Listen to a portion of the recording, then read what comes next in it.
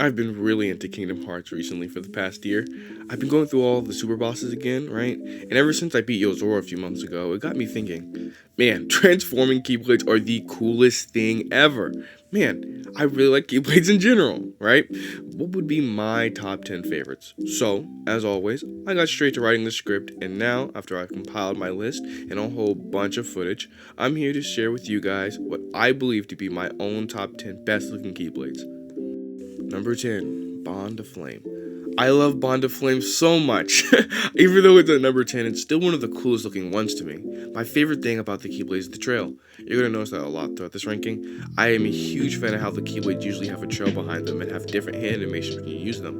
I think it makes each Keyblade feel more unique, and this one is no exception. The mix of red and black is just so appealing as you're killing waves of Heartless. The reason I put it above most other Keyblades is how stylish I feel when using it, and it's designed after Michael Axel's own chakrams. It's visually distinct from most other Keyblades, which gives it extra points in my book. I just think it looks a little goofy compared to the later entries, but it's still pretty cool Keyblade I'd want in real life. Number 9, Wave Crest. I don't like the majority of Birth by Sleep's Keyblades, honestly, but the few that are good are some of my favorites. I have Wave Crest over Bond of Flame just because it feels more like a Keyblade made for Aqua, which it is, seeing as it is exclusive to her route of the game, compared to her initial Keyblade, Rainfell, which is very basic looking and has muted colors. I feel like Wave Crest is very fitting for her, and I appreciate the vibrant colors. The design of the waves and the length of the blade and how her wave finder is littered throughout the design culminate together to make such a fun looking Keyblade. It also helps that Aqua is my favorite out of the three, and the color blue just so happens to be my favorite color. But those reasonings aside, I just feel like this Keyblade has such a distinct look and such a good color composition to it that it looks delicious. I don't know, does that make sense? It's eye candy for sure, but I don't know, man, it's just cool, okay? Number 8, Lionheart and Sleeping Lion. These two are pretty equal to me since they're essentially the same Keyblade but slightly different. Unlike the past two, this one is a lot more basic looking, but I actually think it plays into its favor. I like how sleek it looks, and it's a pretty low-key Keyblade I could see myself using a lot more if it were better or if it were upgradable like in Kingdom Hearts 3. The silver line theme and the black and silver mix throughout the Keyblade is just so cool. You don't need a whole bunch of small details to make something look cool. Obviously, this Keyblade takes inspiration from Leon and his Gunblade.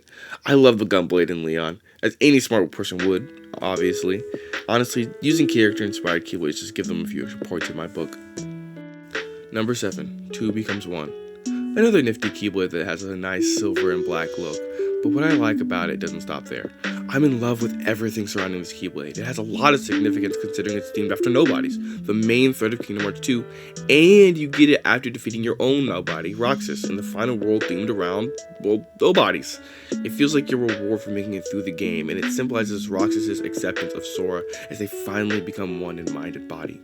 I try not to use gameplay to explain why I think it looks great too much, but I think it's warranted for this one. Not only is the white and black used to symbolize light and darkness, which is very important to Kingdom Hearts, it also physically symbolizes how this Keyblade's unique feature is that it allows Sora to go into anti-form and final form.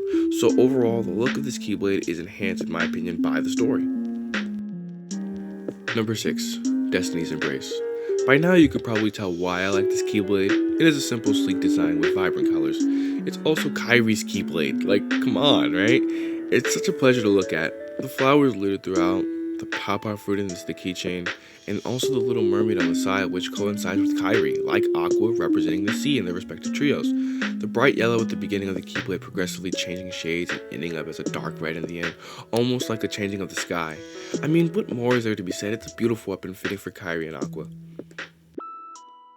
Number 5, Starseeker. This Keyblade reminds me of the Shooting Star Keyblade, and that was one of my favorites when I played Kingdom Hearts 3 all those years ago, but honestly, I feel like this one's design is a lot better. I know what you're thinking. Really? That's in your top 5? What other bad takes do you have? And I would see why you would dislike it. It does look pretty odd, but I think that's kind of the point. It's a magic Keyblade, and it feels like one too. I very much appreciate the uniqueness of these designs. You can look at the Kingdom Key and then look at a chunk of other Keyblades and be like, yeah, this feels like the Kingdom Key but with a slight spin on it. But the Starseeker makes you feel like you're a magician. The crooked look makes it feel like a wand of sorts, and the little crescent moon housing the star inside at the end of the blade, it just all makes for a very competent design.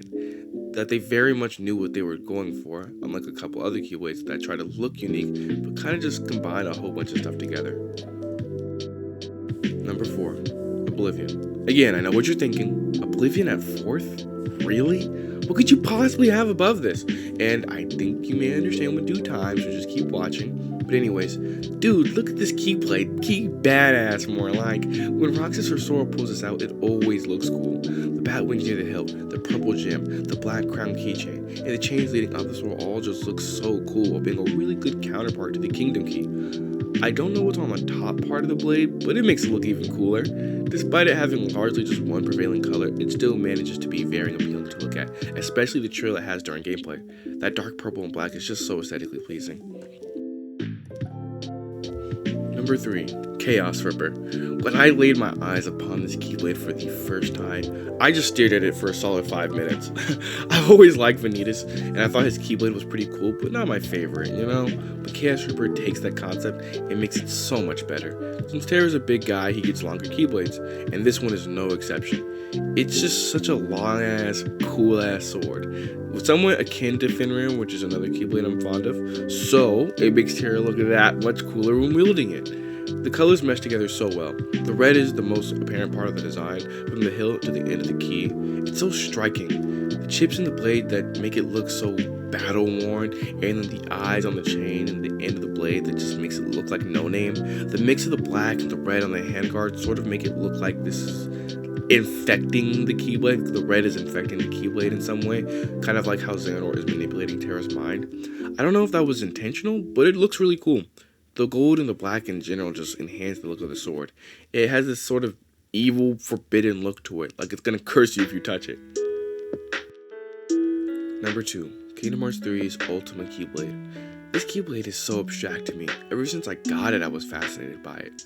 Unlike the other Ultimas that do look cool, they just feel more like a sword that has a bunch of stuff on top of it. But with this Keyblade, it conveys that otherworldly look a lot better to me. I think that's due to the beautiful starry-like design on the red parts of the blade, the spiky as hell handguard and tip, as well as the heart motif placed throughout the sword. I mean, I just can't stop looking at it. It feels like a blade above all other blades. Its length aids in that too. It emanates regality. You feel like it is truly your reward for exploring much of what the game has to offer. Number 1, Oathkeeper. This Keyblade feels like the bond between Kairi and Sora made manifest. It's like an ethereal version of the Kingdom Key. Again, it's like an otherworldly feel to these Keyblades that just does it for me. The angel wing-like handguard, the heart symbol right above it, the silvers, the blues, the yellows, all make it look almost heavenly. Contrasted to Oblivion, it's the light to its darkness. Oathkeeper in both lore and design symbolizes the promise between these two kids, the fact they'll always find the way back to one another. Therefore, the Papu fruit-shaped Wayfinder is a great, just a perfect keychain for this blade. This Keyblade is my favorite because you only need to look at it and you can immediately tell what its deal is and why it's important. Thanks for making it to the end. If you could please leave a like and especially a comment down below and tell me what you think of my list and what you would have changed.